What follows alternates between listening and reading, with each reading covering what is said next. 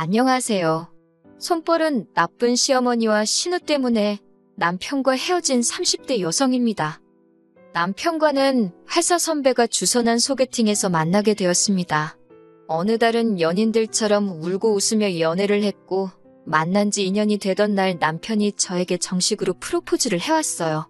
저 역시 내심 기다리던 프로포즈였기에 고민하지 않고 받아들였고요.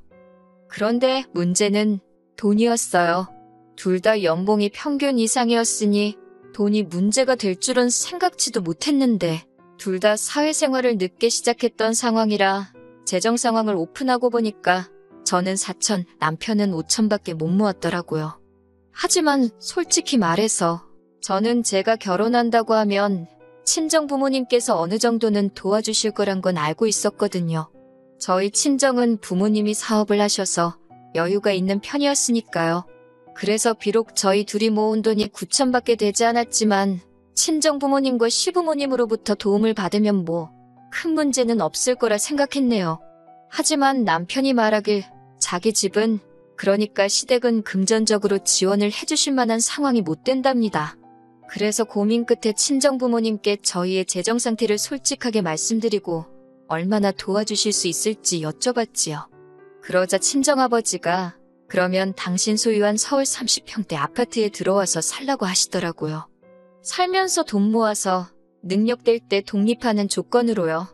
그렇게 5천만 원만 보증금이란 이름으로 친정아버지께 드리고 집 문제를 해결하게 되었지요. 그리고 당연히 시부모님께도 이 좋은 소식을 전했어요. 제가 소위 친정에서는 이렇게 해주시는데 시댁에서는 뭐 안 해주시나요? 이런 심정으로 말씀드린 건 절대 아니고 단지 아버님 어머님도 알고 계시는 게 좋겠다 싶어서 말씀드렸을 뿐이에요. 그런데 어머님께서는 솔직히 좋아하시고 잘됐다 하실 줄 알았는데 그런 소리는 이런 방구도 없으셨고 그러면 예단은 어떻게 할 거냐고 물으시대요. 솔직히 친정에서 집 해주시고 제 돈으로 시골리고 혼수하고 물론 남편이 모은 돈을 저희 부모님께 보증금이란 명목으로 드리긴 했지만 그 돈은 어차피 나중에 돌려주신다 했거든요.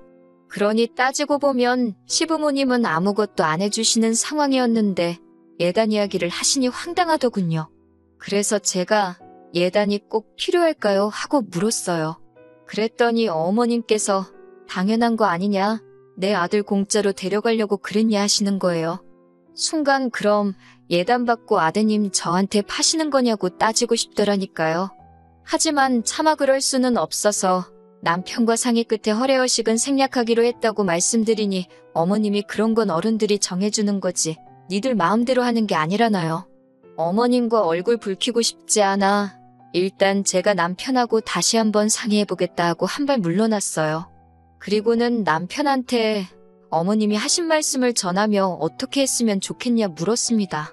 그랬더니 남편이 그냥 흉내만이라도 내주면 안 되겠냐 그래요.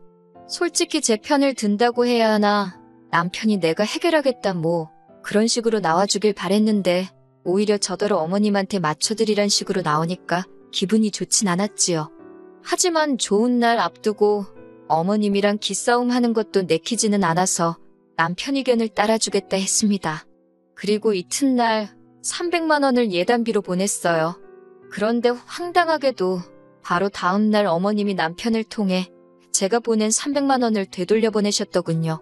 남편한테 이게 무슨 뜻이냐고 물으니 남편이 우물쭈물거리다가 한다는 소리가 어머님이 장난하냐며 예단이 적다고 화를 내셨다는 거예요.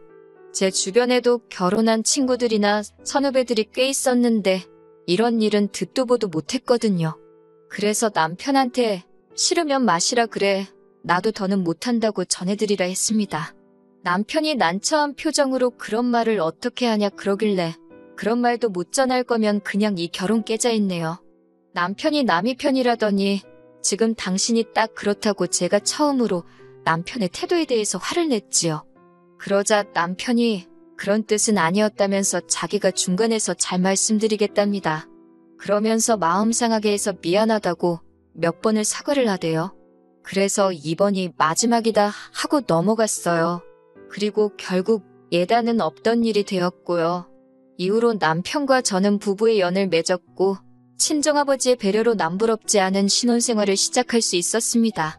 친정아버지께서 인테리어까지 새로 다 해주셨는데 덕분에 집에 오는 사람들마다 집이 너무 예쁘다며 칭찬일색이었어요. 저희 어머님만 당신 아들 명의로 해준 집도 아니니까 저한테 집 해왔다고 집 가지고 유세 부리면 가만 안 두겠다 하시대요. 사실 어머님이 하신 막말만 여기 적어도 3일 밤을 꼬박 셀 수 있을 정도예요. 한편 결혼한 지 반년 정도 지났을 무렵 여동생이 연락을 해왔어요. 참고로 저희 자매는 사이는 좋은데 둘 다 개인주의가 강해서 정말 상의할 일이 있거나 축하할 일이 있을 때만 연락을 해요. 그런데 이번엔 달랐어요. 저에게 부탁이 있다고 하더라고요. 뭔지 들어보자 하니까 자기가 서울로 독립을 하려고 하는데 저희 집에 머물면서 매물도 보고 다니고 그러면 안 되겠냐대요. 아무래도 저희 본가가 서울에서 차로 1시간 넘게 걸리다 보니 집 하나 보자고 왔다 갔다 하기가 불편했던 모양이에요. 여담이지만 여동생은 프리랜서 작가로 일을 하는데 업체들이 대부분 서울이나 경기도에 있다 보니 본가에서 다니기는 쉽지 않았다 하더라고요. 아무튼 대신 자기가 저희 집에 있는 동안 제 손발이 돼서 청소고 음식이고 도와주겠다며 애교를 부리는데 솔직히 어떻게 싫다고 그래요. 그래서 형부랑 이야기해보겠다고 했지요. 그리고 퇴근한 남편에게 낮에 여동생이 했던 이야기를 전하면서 어떻게 생각하냐고 괜찮겠냐고 물었습니다. 어차피 방은 3개고 그중 방 하나는 손님방으로 쓰자고 얘기한 적도 있었으니까요. 다행히 남편이 흔쾌히 그렇게 하래요. 가족끼리 당연히 그 정도는 배려해줘야지. 그러면서요. 그리고 일주일 뒤 여동생이 올라왔어요.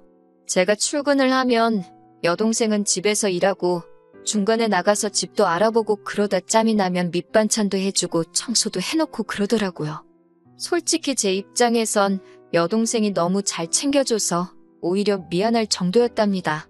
그래서 제가 용돈이라도 얼마 쥐어주면 자기도 벌만큼 번다며 안 받더라고요. 그런데 문제는 제 여동생이 저희 집에 와 있는 걸 어머님이 알게 되시면서였습니다. 어머님께서 남편한테 제 동생도 와 있는데 남편 동생이라고 왜 못 가 있냐며 좀 데리고 있으라 하셨다는 거예요. 저희 신우는 제 여동생보다 1살이 많은데 알고 보니 진작부터 서울에서 자취하고 싶다며 어머님한테 서울에 방구해달라고 어지간히 졸랐다고요. 남편이 그 이야기를 저에게 전하며 제 눈치를 살살 보더군요. 처제는 되고 자기 여동생은 왜 안 되냐며 서운한 기색도 비추고. 그런데 제가 솔직히 신우 같은 성격을 별로 안 좋아하거든요. 이렇게 말해도 될지 모르겠지만 어머님을 닮아서 그런 건지 말도 막 하고 행동도 거칠고 술 마시고 길에 뻗어 있다가 경찰서에서 어머님 아버님이 데려온 적도 있어요. 심지어 담배도 피거든요. 그래서 남편한테 신우 행실을 알지 않냐. 그런데 그런 소리가 나오냐. 싫다고 했어요. 그러자 남편이 자기가 신우 단속 똑바로 하겠답니다. 그러니까 기회라도 줘보재요. 데리고 있어 보다가 도저히 개차반이라 안 되겠다 싶으면 내려보내면 되지 않겠냐고. 그러면 어머님도 더는 뭐라 말씀을 안 하실 거라고요. 그래서 결국 알겠다 했습니다. 그리고 한 3일 정도 지나서 바로 신우가 올라왔어요. 아기 방으로 쓰려던 방을 신우에게 내줬는데 제 여동생이 쓰는 방을 슬쩍 보더니 자기가 저 방 쓰면 안 되냐고 그래요. 거기까지는 좀 이해는 했어요. 제 여동생 방은 손님방으로 쓸 예정이었던지라 침대가 있었고 아기 방으로 쓰려던 방에는 아무것도 아직 없었거든요. 근데 그건 남편이 먼저 안 된다고 딱 선을 긋대요. 처제가 먼저 왔으니까 처제가 쓰는 게 맞다고요. 그런데 이튿날 퇴근해서 집에 오니 신우 신발은 있는데 신우가 안 보이더라고요. 신우가 쓰는 방문을 살짝 열어봤는데 방에도 사람이 없고. 그런데 그때 제 여동생 방에서 인기척이 느껴졌어요. 여동생 신발은 없어서 외출한 줄 알았거든요. 그래서 방문을 열어보니 신우가 제 여동생 침대에 누워있는 거예요. 아가씨 여기서 뭐하냐니까 낮잠 자고 있었다는데 어이가 없어서 아가씨 이건 아니라고 자기 방도 아닌데 그러고 있으면 어떡하냐 나오라 했습니다. 그랬더니 툴툴거리면서 나오더라고요. 이뿐만이 아니었습니다. 신우의 행실은 날이 갈수록 눈에 거슬려서 봐주기가 힘들더군요. 집에 있는 여동생 말에 의하면 정오가 되도록 자다가 느지막이 나와서 냉장고에 있는 거 꺼내 먹고 설거지도 안 한다는 거예요. 그리고는 얼마나 쿵쾅거리고 돌아다니는지 아랫집에서 저희 부부 없는 동안 2번이나 올라왔었답니다. 뿐만 아니라 지난번엔 제 방에서 나오다가 자기한테 걸렸다며 저더러 언니 중요한 물건이나 돈 같은 거 있으면 관리 잘해 이러는데 그땐 솔직히 여벌로 들었어요. 아무리 그래도 설마 남의 물건에 손을 댈까 싶었지요. 그런데 그 이야기를 듣고 얼마 지나지 않았을 때였습니다. 그날은 토요일이었어요. 자다가 목이 말라서 물을 마시려고 방에서 나왔는데 여동생이 신발장 앞에 서 있더라고요. 그래서 왜 그러고 있냐고 물으며 이렇게 보니까 세상에 술 취한 신우가 신발장 앞에서 자고 있는 게 아니겠어요. 그리고 여동생이 저를 보더니 손가락으로 신우를 가리키며 저거 내 목걸이야 그러대요. 그래서 보니까 정말 제 여동생 목걸이인 거예요. 제가 불이 나게 안방으로 가 자던 남편을 깨웠습니다. 그리고는 빨리 가서 신우 깨우라고 왜 신우가 내 여동생 물건을 가지고 있냐고 화를 냈지요. 그러자 남편이 그게 무슨 소리냐면서 저를 따라 나오대요. 남편이 신우를 발로 툭툭 치면서 일어나 보라고 하니까 신우가 잠꼬댄지 뭔지 욕을 하면서 일어나더라고요. 그래서 제가 신우한테 아가씨 그 목걸이는 뭐냐고 물었어요.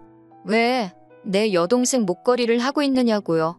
그러자 신우가 자기 거랍니다. 자기가 돈 주고 산 건데 왜 사람을 도둑으로 모냐는 거예요. 순간 저는 내가 실수했나 싶어서 여동생을 쳐다봤는데 여동생이 저더러 목걸이 뒤를 봐보래요. 남자친구가 사준 거라서 뒤에 이니셜을 새겨놨다나요. 그래서 신우더러 목걸이 한번 뒤집어 보려 했습니다. 거기에 이니셜이 없으면 내가 정식으로 사과하겠다고요. 그런데 곧 죽어도 싫다고 자기가 왜 보여줘야 하냐고 아주 악을 쓰더군요. 하지만 순식간에 제 여동생이 신우목에서 목걸이를 낚아채듯 잡아 뜯어버렸어요. 제가 얼른 그 목걸이를 뒤집어 보니까 정말로 이니셜이 있대요.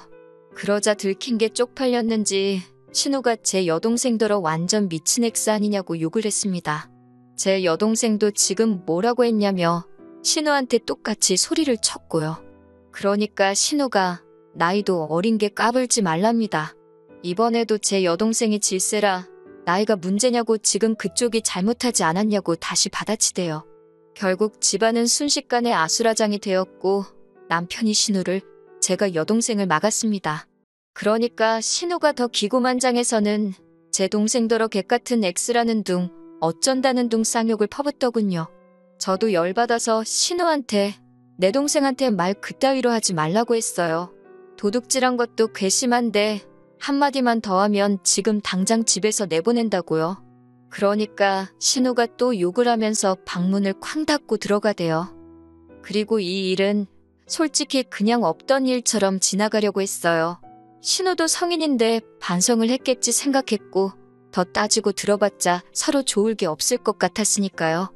그런데 이튿날 일요일이었는데 어머님이 연락도 없이 저희 집에 오셨더라고요. 남편도 전혀 몰랐는지 어머님을 보고는 좀 당황한 눈치였어요. 저는 이때만 해도 어제 일 때문에 오셨을 거란 생각은 못하고 그저 연락도 없이 어쩐 일이시냐며 문을 열어드렸는데 신발도 안 벗고 거실로 들어오시면서 방문을 막 열어보시대요. 그리고 작은 방에 있던 제 여동생을 보더니 너 이리 나와 딱 그렇게 말씀하셨지요. 말투가 어떻건 간에 일단 어른이 나와보라 하니 제 여동생이 영문을 모르겠단 표정으로 나왔고요.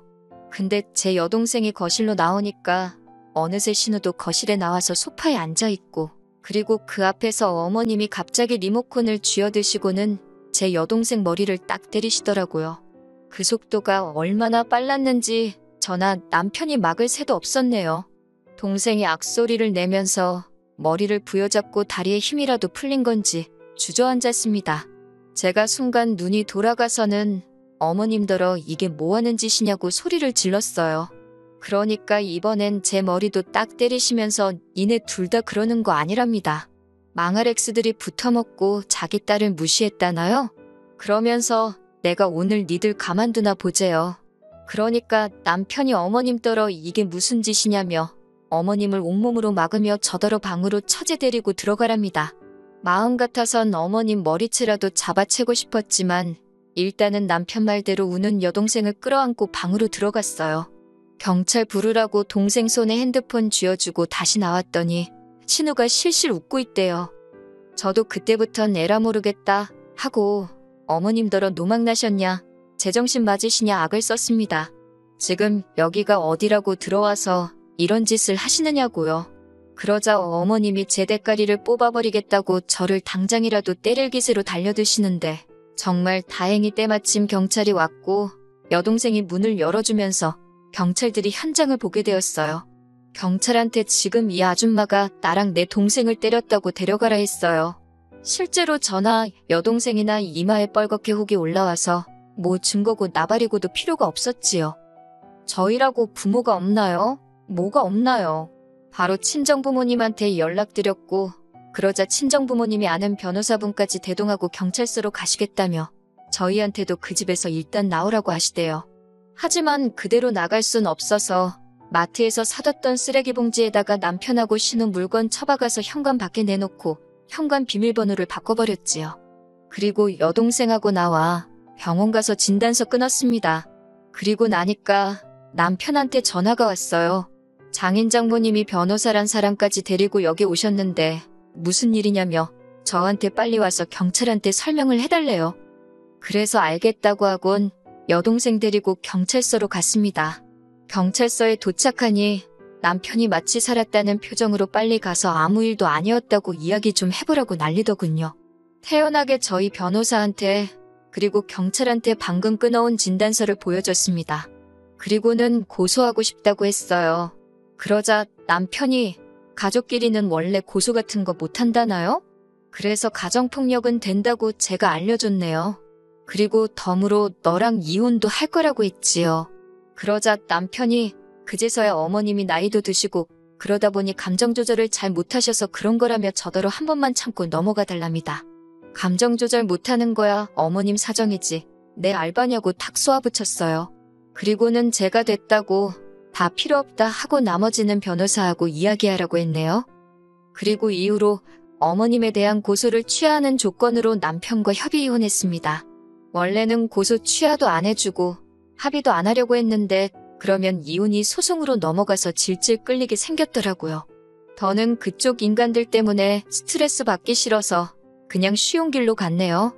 남편은 끝까지 저에게 자기가 제 역할을 못해서 미안하다며 앞으로 자기 부모님이고 신우고 평생 안 보고 살아도 된다고 매달렸지만 그 말을 제가 뭘 보고 믿나 싶대요. 그래서 결국 완벽한 남남이 되는 길을 선택했지요. 한때 제가 사랑했던 사람이라 힘들지 않은 건 아니었습니다. 하지만 부부라는 게 두 사람 사이만 좋다고 될 일이 아니라는 걸 뼈저리게 느꼈네요. 그리고 왜 어른들이 차이나는 결혼은 하지 말라고 하시는지도요. 비싼 수업료 내고 삶의 지혜를 얻었다고 생각하렵니다.